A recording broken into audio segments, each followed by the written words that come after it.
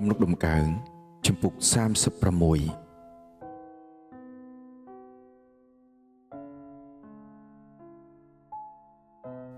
ខ្ញុំនឹកឃើញពាក្យរបស់ជនពាល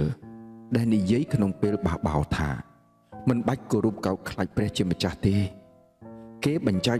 លើកដំកើងខ្លួនឯងខ្លាំងពេករហូតមិនអាចទទួលស្គាល់ថាខ្លួនមានកំហុស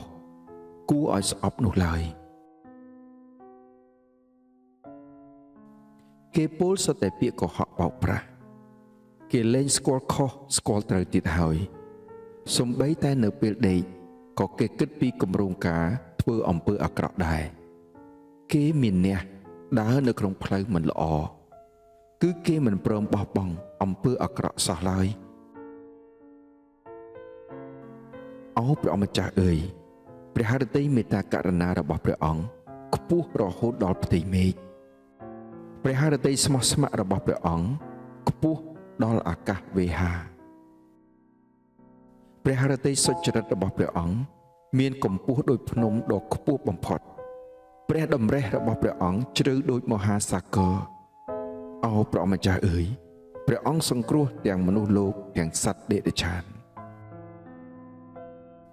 អូព្រះជាម្ចាស់អើយព្រះハរតីមេត្តាករុណារបស់ព្រះអង្គមានតម្លៃដ៏លើសលប់បំផុតមនុស្សលោកមកជ្រកកោនក្រោមលុបបារមីរបស់ព្រះអង្គដោយកូនសត្វជ្រកកោនក្រោមស្លាបមេវា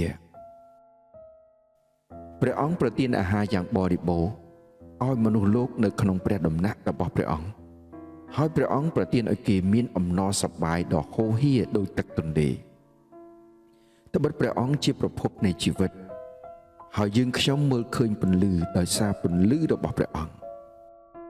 សូមសម្ដែងព្រះハរតីមេត្តាករុណាចំពោះអស់អ្នកដែលស្គាល់ព្រះអង្គតទៅទៀតហើយសម្ដែងព្រះハរតីសុចរិតចំពោះអស់អ្នកដែលមានចិត្តទៀងត្រង់សូមកុំឲ្យមនុស្សប្រហើនកោងកាចមកវាយប្រហារទូបង្គំបានឡើយហើយក៏កុំឲ្យមនុស្សពាលមកបណ្ដេញទូបង្គំបានដែរមនុស្សប្រព្រឹត្តអំពើទុច្ចរិតនឹងត្រូវបរាជ័យនៅទីនេះពួកគេត្រូវដួលហើយងើបឡើងវិញពុំរួចឡើយ